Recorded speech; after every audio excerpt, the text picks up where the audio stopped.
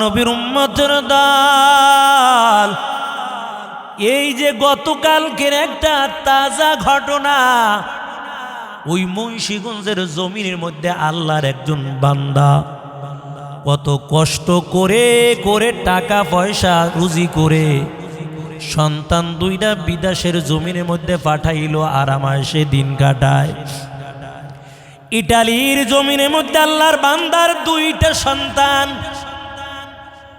ওই লোকটা মনে করেছে আমার বড় আনন্দের দিন, কারণ আমার দুইটা সন্তান আজকে ইটালির জমিনের মধ্যে চাকরি করে, আমার কোনো কষ্ট নাই। দুই সন্তান আমাকে টাকা দিবে, আমি আরামাসে থাকব। দুঃখের দিন চলে গেল, সুখের সময় বান্দা শুরু হয়ে যাবে।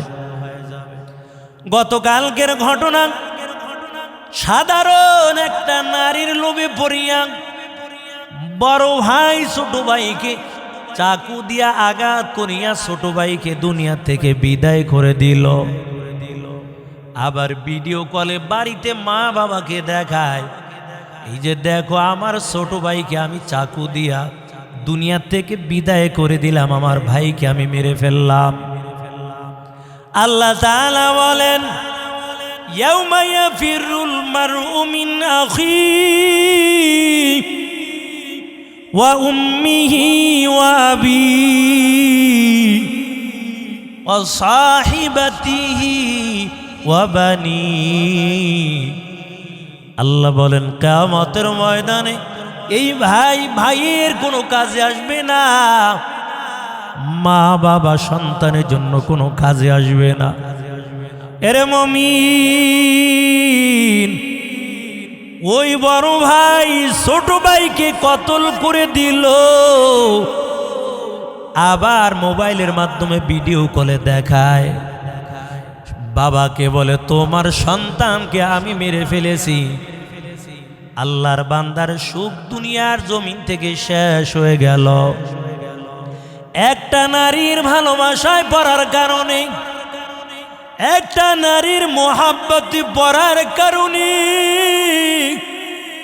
আজকে ছোট ভাইকে দুনিয়া থেকে বিদায় করে দিল।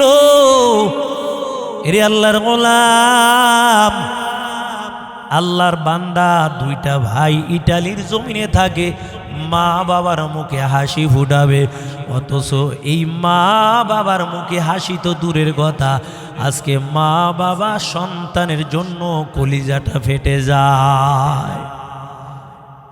যেই মা সন্তানের জন্য এত পাগল, ওই মাও বলে আমার ছোট সন্তানকে কতল করেছে, আমি সরকারের কাছে আমার সন্তানের বিচার চাই।